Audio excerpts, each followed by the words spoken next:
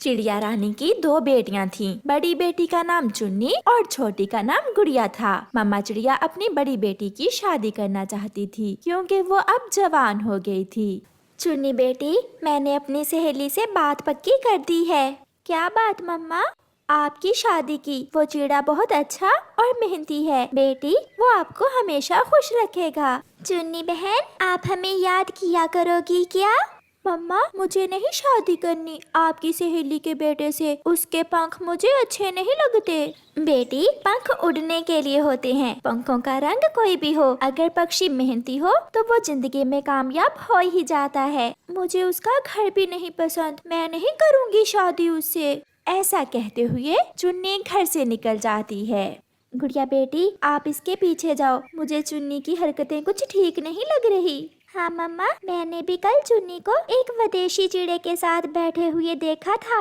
फिर गुड़िया अपनी बहन चुन्नी के पीछे जाती है। तुम अपनी माँ को साफ साफ क्यों नहीं बता देती कि तुम मुझसे शादी करना चाहती हो? मुझे डर लगता है मम्मा से, मम्मा डांटेंगी। अगर ऐसे चुप रही तो तुम्हारी मम्मा तुम्हारी शादी उस बदसूरत पंखों वाले चिड़े से कर देगी। उससे तो मैं कभी शादी नहीं करूँगी। तो फिर आज ही अपनी मम्मा से बात करो। अगर तुम नहीं कर सकती तो मैं जाता हूँ, मैं बात कर लेता हूँ तुम्हारी मम्मा से। मुझे डर लगता है, आप ही कर ले मेरी मम्मा से बात। गुड़िया दूसरे पेड़ पर बैठी हुई सब सुन रही थी। वो भागी भागी अपने घर जाती है।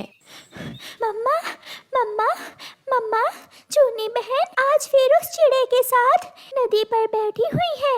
मम्मा, चुन्नी शादी करने वाली है उस चिड़े से। चुन्नी बेटी, आप ऐसा भी कर सकती हो, ये तो मैंने कभी सोचा भी ना था। चलो गुड़िया बेटी, मैं जाकर देखती हूँ। फिर गुड़िया और उसकी मम्मा नदी पर जाती हैं। चुन्नी, चलो घर चलो, ऐसे आवारा पक्षियों से बात नहीं करते। मम्मा, आप चुलबुले को आवारा तो ना कहें, हम पसंद करते हैं एक दूसरे को। आप बड़ी हैं इसलिए लिहाज कर रहा हूँ आपका। अगर किसी और ने मुझे आवारा कहा होता तो मैं पंख तोड़ देता उसके। तमीज से बात करें आप मेरी मम्मा से। गुड़िया, मम्मा भी तो उल्टी बात कर रही हैं। चुन्नी, अब तुम्हें फैसला करना होगा, या अभी मेरे साथ जाना होगा या अपनी मम्मा के साथ। चुन्नी बेटी, इसकी बातों पर ध्यान न दो। ऐसे पक्षी दूसरों की जिंदगी बर्बाद करके छोड़कर चले जाते हैं। मम्मा, जिंदगी मेरी ही है ना, हो लेने दे बर्बाद। मैं चुलबुले के बिना नहीं रह सकती। चले चुन्नी, मैं इस बुढ़िया की और बातें नहीं सुन सकता। चुन्नी बहन, अपनी मम्मा की इतनी बेइज्जती, ये सब तुम्हारी वजह से हो रहा है। मम्मा ने क्या क्या नहीं किया हमारे लिए। सब करते हैं, अपने बच्चों के लिए सब करते हैं। फिर थोड़ा सोचने के बाद चुन्नी चुलबुले के साथ उड़ जाती है और उसकी मम्मा की भीगी आंखें अपनी बेटी को देखती ही रह जाती हैं। मम्मा चुप कर जाएं, मैं हूँ ना। मम्मा चलें, घर चलें। आप यही समझें कि आपकी एक ही बेटी है। गुड़िया बेटी, चुन्नी बड़ी थी, मैंने बहुत लाड प्यार से उसे बड़ा किया और उसने मुझे ये सिला दिया। उसने मुझे ये सिला दिया मेरे प्यार का कि रास्ते में ही खड़े खड़े मुझे छोड़कर चली गई मेरी बेटी। फिर रोते हुए गुड़िया और उसकी मम्मा घर चली जाती हैं। चुन्नी और चुलबुला शादी कर लेते हैं और चुलबुला चुन्नी को घर ले जाता है। बेटा, ये चिड़िया कौन है? माँ, ये मेरी पत्नी है। पत्नी, इसे कहाँ से उठा लाए हो तुम? मुझे बताया ही नहीं। चुन्नी, आप अंदर जाएं, माँ मैं बताता हूँ आपको सब। चुन्नी वहाँ से चली जाती है। माँ, ये दाना लाएगी, घर के काम करेगी, जितने दिन रहेगी सो रहेगी। जब तंग आ जाएगी तो आप मेरी शादी अपनी पसंद से कर देना। तो फिर उसे सब समझा देना, मुझे ऊंची आवाज में बात पसंद नहीं है। माँ, मैं समझा दूंगा, आप चिंता ना करें। चुन्नी, मेरी माँ थोड़ी गुस्से की तेज है मगर दिल की बुरी नहीं है। मेरी माँ के सामने ऊंची आवाज से बात ना करना। मैं कोशिश करूँगी कि माँ को खुश रखूं। 2-3 दिन गुजर जाते हैं। मम्मा, चुन्नी बहन न जाने किस हाल में होगी, मुझे फिक्र हो रही है चुन्नी की। गुड़िया बेटी, मैं जाती हूँ और देख कर आती हूँ चुन्नी को। वो तो माँ थी, संतान जो भी करे, एक माँ अपने बच्चों से नाराज कैसे हो सकती है। इसलिए मम्मा चिड़िया अपनी बेटी चुन्नी को देखने उसके घर जाती है। मम्मा, मुझे मालूम था, आप मुझे माफ कर देंगी।